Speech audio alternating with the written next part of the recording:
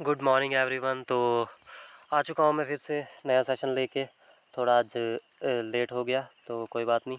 तो चलिए स्टार्ट करते हैं। तो 30 दिन तक हमने जीके ख़त्म करनी है, तो उसका है आज डे 3। तो आई होप आपने पुरानी वीडियोस देख ली होंगी जो डे 1 डे 2 की हैं। तो चलिए डे 3 स्टार्ट करते हैं। तो क्वेश्चन नंबर 1 है इसमें, who gave the slogan do और डाई। ठीक है, तो डू और डाई का स्लोगन किसने दिया था? डू और डाई का स्लोगन किसने दिया था? तो आप लोगों को पता ही होगा, महात्मा गांधी ने दिया था। और कब दिया था? क्विट इंडिया मूवमेंट के टाइम पे। क्विट इंडिया मूवमेंट कब थी? 1942 में। ठीक है, गांधी जी के बारे में थोड़ा देख लेते हैं। साउथ अफ्रीका से वापस कब आए थे? 9 जैन 1915 में। 1917 में क्या हुआ था? उन्होंने चंपारण सत्याग्रह स्टार्ट किया था। और इसमें क्या था? चंपारण सत्याग्रह क्यों स्टार्ट किया था? क्योंकि जो उस टाइम लैंडलॉर्ड्स थे, उन्होंने पीजेंट्स मतलब जो फार्मर थे उनको मजबूर करने की कोशिश की कि आप लोग इंडिगो की खेती भी कीजिए। उसके लिए उन्होंने किया था। तो 1918 में क्या हुआ था? अहमदाबाद मिल स्ट्राइक। उसके बाद 1918 में ही खेड़ा सत्याग्रह भी स्टार्ट किया था उन्होंने। तो अहमदाबाद स्ट्राइक क्यों हुई थी? वेज इंक्रीज़ की डिमांड और टैक्स माफ़ी के लिए गया खेड़ा सत्याग्रह। उसके बाद कुछ और इम्पॉर्टेंट स्लोगन है जो किसी ने दिए थे। जैसे पहला आ गया दिल्ली चलो, दिल्ली चलो और give me blood I will give you freedom, ये और जय हिंद, ये तीनों किसने दिए थे? सुभाष चंद्र बोस जी ने। ठीक है, और सुभाष चंद्र बोस जी के पॉलिटिकल गुरु कौन थे? तो वो थे चित्तरंजन दास। ठीक है, और पॉलिटिकल गुरु महात्मा गांधी जी के कौन थे? Gopal Krishna Gokhale. Next question number 2, which physicist is best noun for his experiments on generating and conferring the existence of electromagnetic waves. तो इलेक्ट्रोमैग्नेटिक वेव्स की बात हुई है यहाँ पे, तो इसका आंसर आ जाएगा हेरिक रोडोल्फ हर्ट्ज। ठीक है, हेरिक रोडोल्फ हर्ट्ज। तो सॉरी हेनरिक है, थोड़ी तबीयत ख़राब है आज। Heinrich Rudolf Hertz. ठीक है, तो अभी आप लोगों ने मुझे बताना है कि हर्ट्ज किसका ऐसा यूनिट होता है। ठीक है, तो इसका नाम याद रखिएगा। अब एल्बर्ट आइंस्टाइन के बारे में थोड़ा जान लेते हैं क्योंकि ये ऑप्शन में दिए हुए थे। तो एल्बर्ट आइंस्टाइन ने थ्योरी ऑफ रिलेटिविटी दी है, याद रखिएगा। इनके वो भी है, फ़ोटो इलेक्ट्रिक इफ़ेक्ट भी इन्होंने दिया है एल्बर्ट आइंस्टाइन ने। कब? 1921-22 में इनको इसके लिए नोबेल प्राइज़ मिला था। 1921 में मिलना था, लेकिन कुछ रीजंस की वजह से 1922 में मिला। तो दोनों में से जो भी ऑप्शन होगा वो आप लोग करेक्ट कर सकते हैं। फिर डिस्कवरी ऑफ इलेक्ट्रॉन। अब देखिए ये थोड़ा साइंस रिलेटेड क्वेश्चन है कि इलेक्ट्रॉन को किसने डिस्कवर किया था? जे थॉमसन ने। प्रोटॉन को रदरफोर्ड ने। और न्यूट्रॉन को चैडविक ने। इसको आप याद कैसे कर सकते हैं? देखिए, इलेक्ट्रॉन का ई, थॉमस का टी, तो ईंट पर, प्रोटॉन का पी आर, और आर रदरफोर्ड का आर, और न्यूट्रॉन का एन, और चैडविक का चा, मतलब ईंट पर नाच, ईंट पर नाच। ठीक है, ऐसे आप इसको याद कर सकते हैं। उसके बाद question number 3, dash is the proper management of a natural resource to prevent its exploitation, destruction और डिग्रेडेशन। तो ये कंजर्वेशन होता है, किसी भी चीज़ को बचाना, कंजर्वेशन। उसके बाद question number 4, Pandit Ram Narayan who was awarded the Pandit Bhimsen Joshi lifetime achievement award for 2015-16 is a dash player. Pandit Ram Narayan क्या बजाते थे? सारंगी बजाते थे। ठीक है, कुछ और इम्पोर्टेंट जो सारंगी बजाते थे देख लीजिए, जैसे कि सबरी खान, बुंदू खान, शकूर खान, सुल्तान खान, लतीफ़ खान। और वायलिन के भी टी एन कृष्णन, नागई, मुरलीधरन। उसके बाद फ्लूट के पंडित हरिप्रसाद चौरसिया, पन्नालाल घोष। और सरोद के देख लीजिए थोड़े इंपॉर्टेंट, राजीव तारनाथ जी जिनकी रिसेंटली डेथ हुई है, तो सीएचएसएल में ये पूछ भी लिया। अमजद अली खान, हाफिज़ अली खान और अली अकबर खान। ठीक है, उसके बाद designer of India's national flag. तो इंडिया का नेशनल फ्लैग किसने डिज़ाइन किया था? पिंगली वेंकैया जी ने 1921 में। तो लेंथ ऑफ मतलब इसका रेशो पूछते हैं, लेंथ और विड्थ का रेशो, 3:2। तो हमारा नेशनल फ्लैग कब अडॉप्ट किया गया था? 22 जुलाई 1947 में। नेशनल एंथम और नेशनल सॉन्ग कब अडॉप्ट हुए थे? 24 जनवरी 1950 में। बहुत ही इंपॉर्टेंट क्वेश्चन है ये, आप नोट कर दीजिए। उसके बाद कॉन्स्टिट्यूशनल एडवाइज़र कौन थे उस टाइम हमारे? तो B N Rao. First chairman कौन थे हमारे कॉन्स्टिट्यूंट असेंबली के? सच्चिदानंद सिन्हा। चीफ ड्राफ्ट्समैन पूछ ले तो एस एन मुखर्जी, लेकिन ये टेम्परेरी है। अगर परमानेंट चीफ ड्राफ्ट्समैन पूछे तो राजेंद्र प्रसाद। उसके बाद question number 6, who authored the book unbreakable. Unbreakable book किसने लिखी है? तो मैरी कॉम ने। मैरी कॉम कौन सा स्पोर्ट्स से रिलेटेड है ये कमेंट में बताइएगा। फिर कुछ और स्पोर्ट्स पर्सन्स की देख लेते हैं। कपिल देव, इन्होंने straight from my heart book लिखी है। वीवीएस लक्ष्मण जी ने 281 एंड बियॉन्ड। सौरव गांगुली ने a century is not enough. Chris Gayle ने 6 मशीन। नेक्स्ट ये भी देख लीजिए। सचिन तेंदुलकर ने क्या लिखी है, प्लेइंग इट्स माई वे। फिर युवराज सिंह ने क्या लिखी है, test of my life. Abhinav Bindra ने अ शॉट एट हिस्ट्री। तो अभिनव बिंद्रा पहले हैं जिन्होंने हमको बीजिंग ओलंपिक्स में 2008 में शूटिंग से रिलेटेड है ये, इन्होंने हमें गोल्ड मेडल जिताया था, ठीक है। उसके बाद आ गया Saina Nehwal, playing to win, ये बुक इनकी है। फिर मिल्खा सिंह की the race of my life, ठीक है, तो ये याद कर लीजिएगा। उसके बाद directive principles of state policy. Question number 7 is present in which part of constitution, कौन से पार्ट में है, पार्ट 4 में, आर्टिकल 36 से लेके 51 तक, ठीक है। कौन से देश के कॉन्स्टिट्यूशन से लिया गया है इसको, आयरलैंड के कॉन्स्टिट्यूशन से। और पार्ट ए, ये क्वेश्चन नंबर 8 सोनल मानसिंह उड़ीसी और भरतनाट्यम से रिलेटेड है। जतिन गोस्वामी सत्रिया से रिलेटेड है। और राधा श्रीधर भरतनाट्यम से रिलेटेड है, ये याद रखिएगा। इसमें सिर्फ जतिन गोस्वामी का पूछा था, बाकी लिख लिए हैं related. Bharatanatyam is also known as, Bharatanatyam को सादिर या दासियाटम भी बोलते हैं, क्योंकि ये जो डांस है ये मंदिरों में परफॉर्म किया जाता था दासियों के द्वारा, तो इसीलिए इसको दासियाटम भी बोलते हैं। और ये भी क्वेश्चन पूछा है कि इसको कब बैन किया था ब्रिटिशर्स ने, 1910 में इसको बैन किया था ब्रिटिशर्स ने। तो इसके कुछ स्टेप्स हैं, ये भी पूछ लेते हैं, जैसे अलारिपू, जाति स्वरम, उसके बाद शब्दम, वर्णम, पैदम और तिलारा, ये इसके स्टेप्स हैं। तो अभी तक अलारिपू पूछ चुके हैं, जाति स्वरम भी पूछ चुके हैं, तो बाकी भी पूछने के चांस हैं।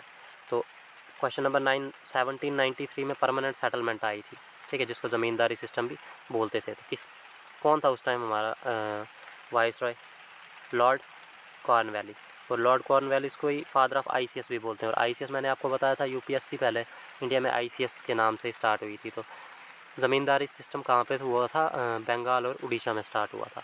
उसके बाद रियातवारी सिस्टम, देखिए अगर परमानेंट सेटलमेंट या ज़मींदारी सिस्टम पूछे तो लॉर्ड कॉर्नवालिस याद रखिएगा।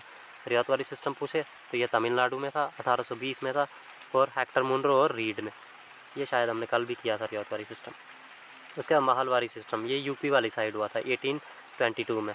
इसका एच मैकेंजी और विलियम बेंटिक, इन दोनों में से जो भी ऑप्शन होगा उसमें टिक कर लीजिएगा।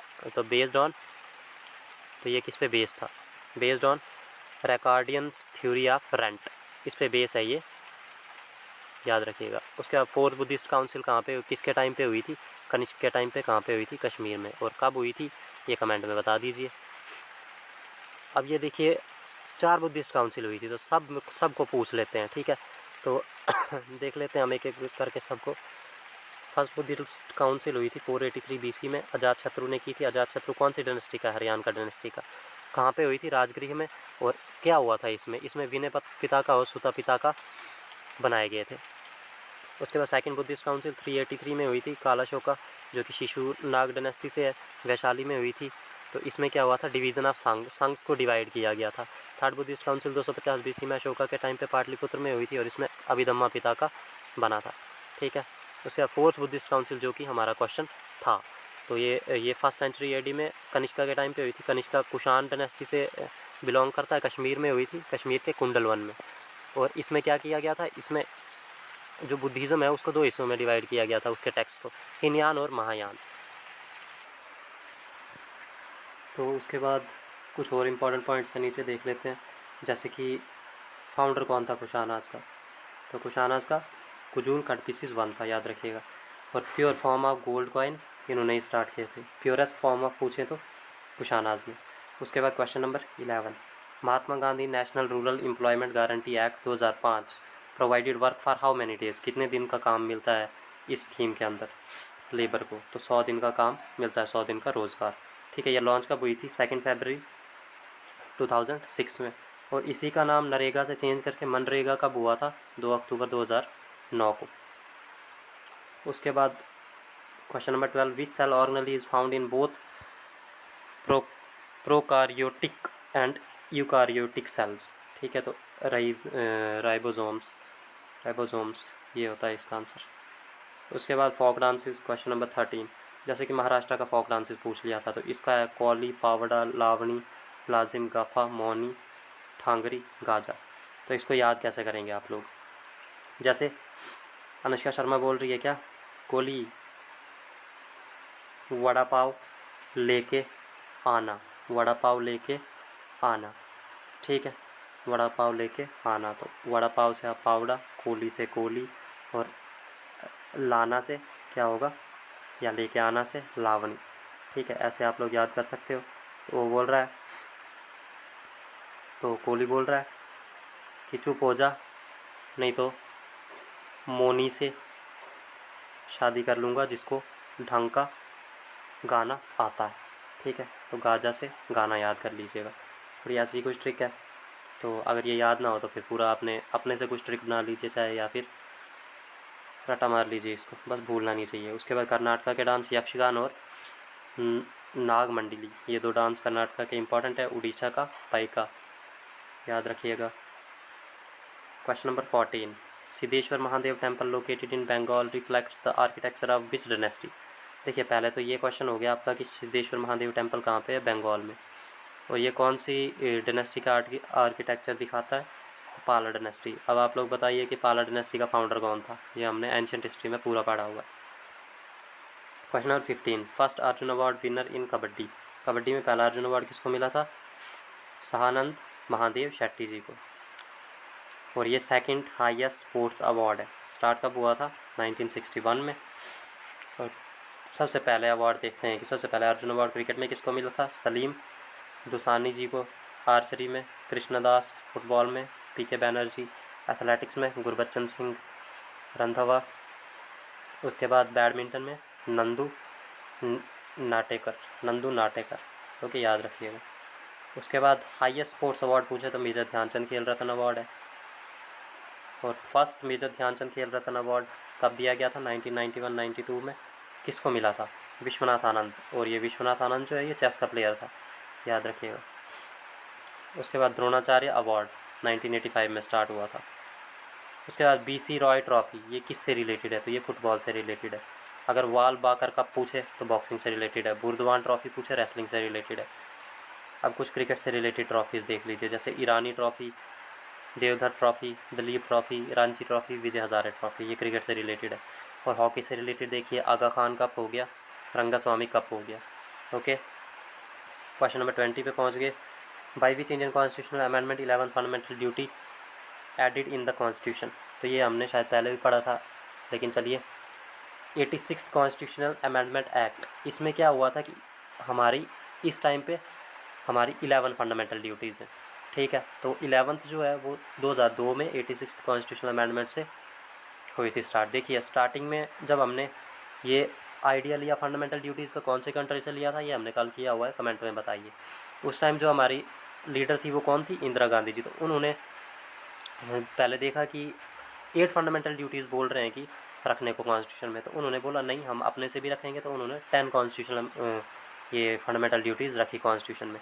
लेकिन 11th भी ऐड हुई कब, 86 कॉन्स्टिट्यूशनल अमेंडमेंट से, ठीक है। तो क्या क्या ऐड हुआ 86 कॉन्स्टिट्यूशनल अमेंडमेंट से, और आर्टिकल 51A में जो के पार्ट है वही 11 फंडामेंटल ड्यूटी।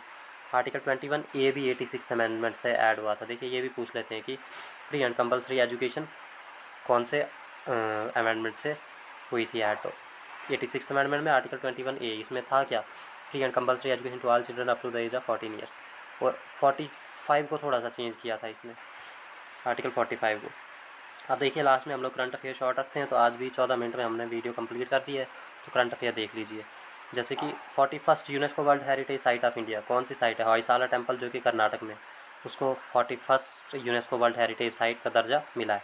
फर्स्ट पूछ लें तो अजंता केव्स जो कि महाराष्ट्र में है, और 42nd पूछ लें तो शांति निकेतन। उसके बाद question number 2, what name PM Modi gave to new parliament building. जो नई पार्लियामेंट बिल्डिंग बनी है उसका नाम क्या है, उसका नाम संविधान सदन है, ठीक है।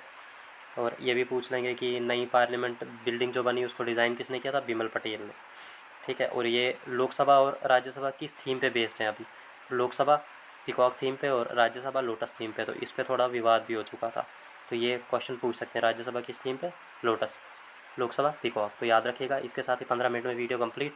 वीडियो को लाइक कीजिए और चैनल को सब्सक्राइब कीजिए। मिलते हैं नेक्स्ट वीडियो में, तब तक के लिए अपना ख्याल रखिए। Thank you so much and bye.